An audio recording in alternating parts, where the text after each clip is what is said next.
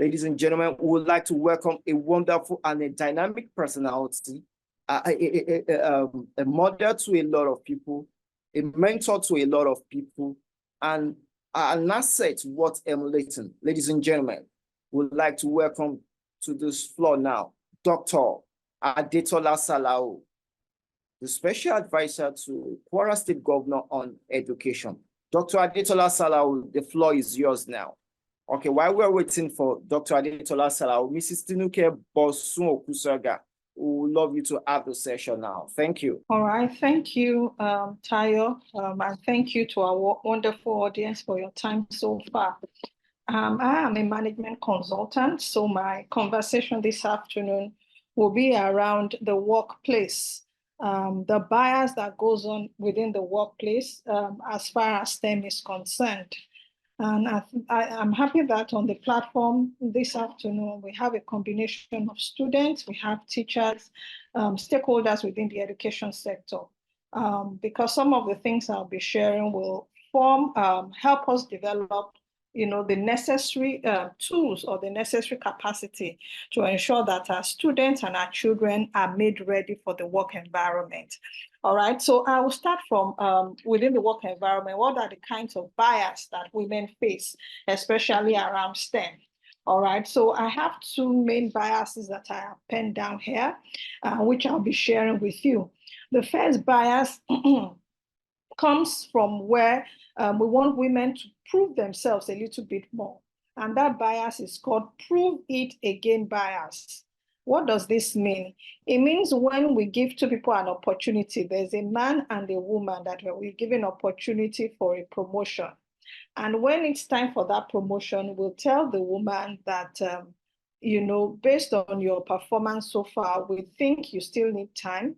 We think you still need to prove yourself a little bit more. But when we look at the man, we say the man has potential. Let's give him the push. Let's give him the opportunity because he has shown potential. But a woman has to do a little bit more to prove her mantle. She needs to do a little bit more to show she can occupy that position.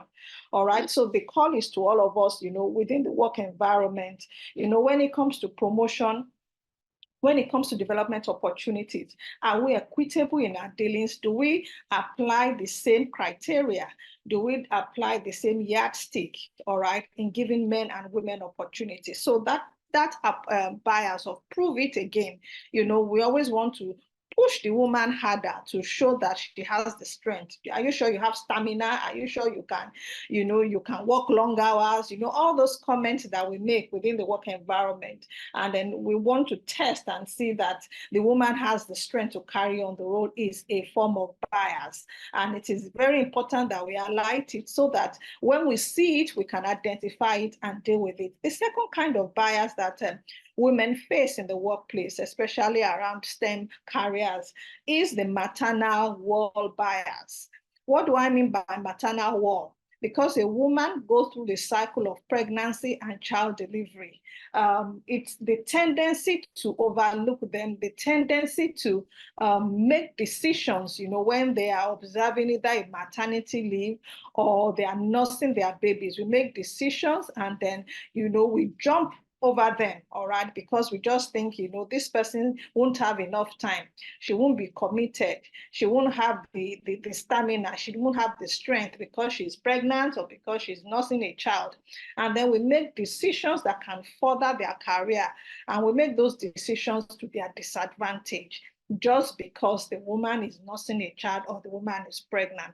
It is called maternal wall bias. So it's very important we also identify this as a form of bias. When you need to make a decision about a woman's career, about a woman's progress, and you limit her progress because of pregnancy, because of childbearing, because of child nursing, then you are biased. All right, so it's important to highlight these barriers within the work environment so that we can know it's a bias and we'll deal with it. And again, what do I want to talk about? I also like to look at why this gap exists. We talk about gaps between opportunities between men and women within the work environment. What are the underlying causes. What are the root causes of this kind of bias? It is also very important to know the history. When you know the purpose behind something, you can deal with it precisely. All right, so some of these gaps we see in careers between men and women are largely because also women at some point, they give up their career goals, they give up their career aspirations because they say, I'm getting married, I'll soon start having children. I don't want to go through all that stress. The job can be demanding. And women themselves, throw it all out and say, you know what, I can't do this again. I'm no longer interested. They give it up. All right. So women, we also need to speak with ourselves. Salaudin Riskat, please, you need to mute. So women, this is a rallying call to ourselves also. When those opportunity comes for you to prove yourself and you decide to throw in the towel and say, because of marriage, because I need to balance, this conversation around balance of work and home, balance work and life, and opportunities come and we don't rise up to it. This further causes the gap we see in terms of career progress between men and women. All right. Another reason why this thing happens is historical prejudices, because, we all grew up at some point in time, depending on the part of the world you grew up in.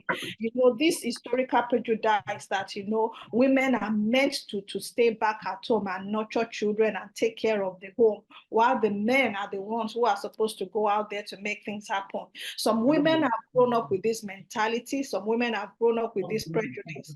And so they don't rise up to positions of authority. They don't rise up to demanding and challenging opportunities because somewhere in their lineage, somewhere from the family they grew up, they've been told that women don't aspire, women don't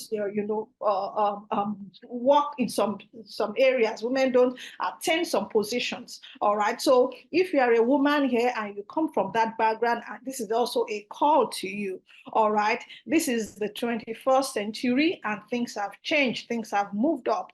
All right, so you need to reorientate yourself that that career I aspire to, that role I want to assume, that position I admire, there is nothing stopping me from going for it. It is only the stories I've heard in times past, historical prejudices that I've heard in time past, and it's time for me to reorientate myself and pursue my dreams. All right, so you need to stand up and take hold of that dream, take hold of that career choice, that career aspiration you have, and go for it.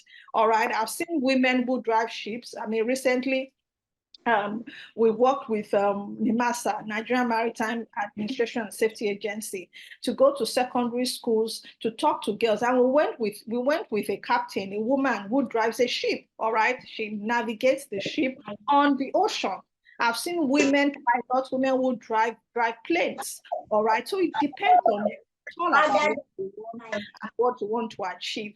Don't let all those stories, old wife fables you've heard in times past, don't let it limit you. Don't let it stand in your way, because this is a new world. This is a new age and a world of possibilities. All right, so historical prejudices and women letting go themselves. You find yourself amongst friends who says, you know what, that kind of job, you better save your home, you better protect your home, you better, you are responsible for your children. If you are not there 24/7, your children can turn out bad. And because of all these stories we hear, we give up our aspirations and dreams. All right, who says we cannot have it all? Yes, you can have it all. I mean, it's all about finding out the coping mechanisms to make these things work.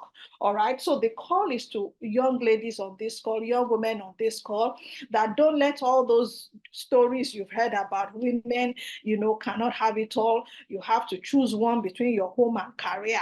You have to rise up and know that those things are lies. All right, we have the Okojo Welas, we have women to show for it, who have maintained home and also achieved the highest level of career they want. All right, so going back to the schools and going back to the work environment, what is our role? What can we do?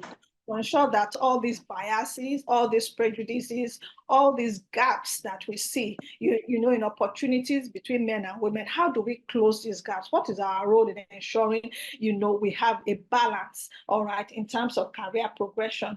Number one is equal pay for equal work, all right? So employers of labor, when you employ two people and you find out that the man is earning more than the woman, you should look for every opportunity to ensure that that pay gap is closed.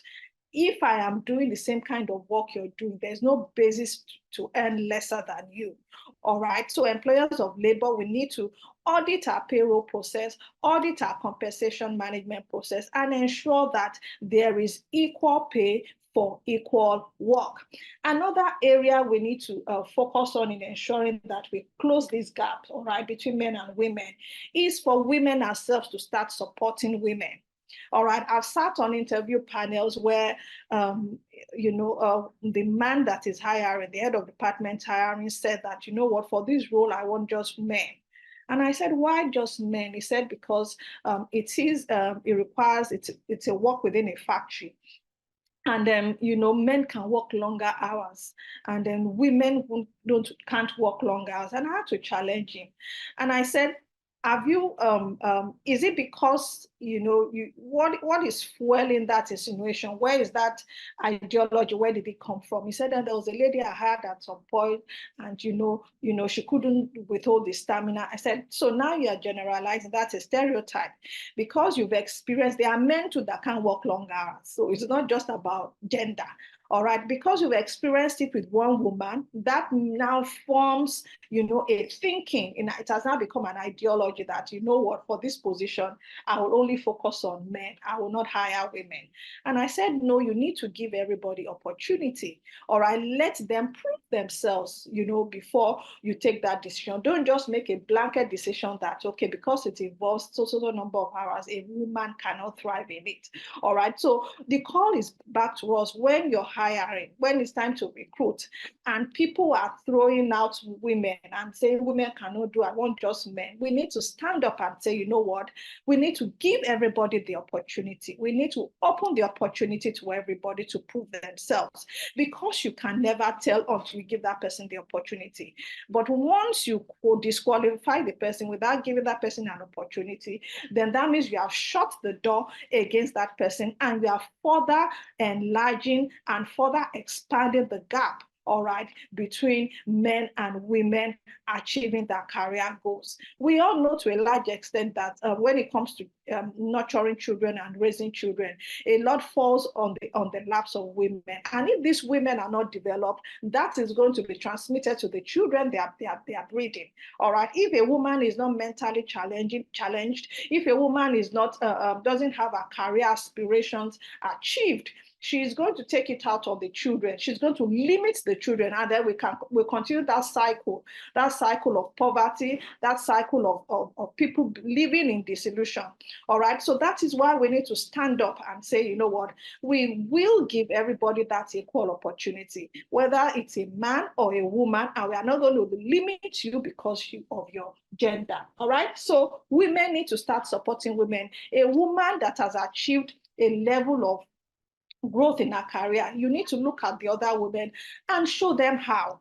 You shouldn't be the one sitting in the boardroom and also disqualifying women. Rather, you should find out what is the challenge of that woman and help her and show her the way up. Because the reason you have achieved that position is because you should open the door for others. All right. So women need to start supporting women. Whatever it is you did to attain that position, whatever it is you did to achieve that career milestone, you need to show other people the way so that we can further close the gap between men and women. And of course, parents.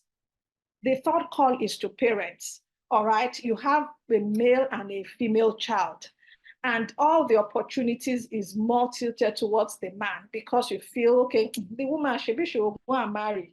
She will go to her husband's house one day. And because of that, you limit her potential, you limit her opportunity. I always tell people this story that after I left school, and I was, between getting a job and, getting married. I remember my father telling my husband to be there.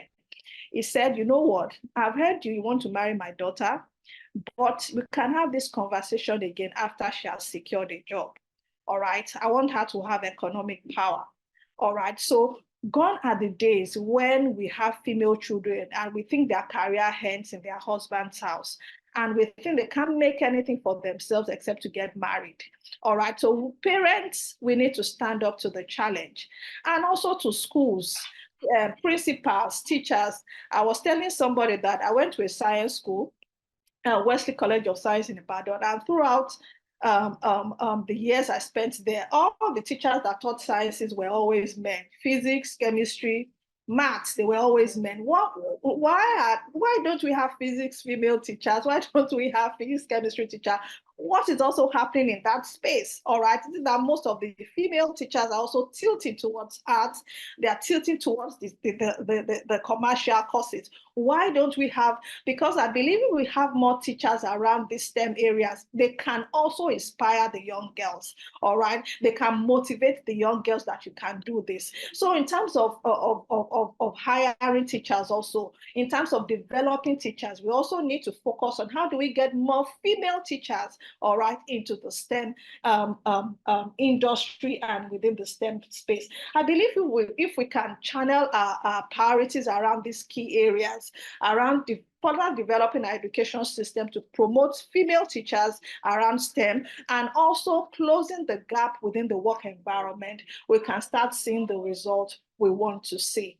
Thank you very much for listening to me. I'll yield my mic right now to the coordinator, Mr. Olumadewa.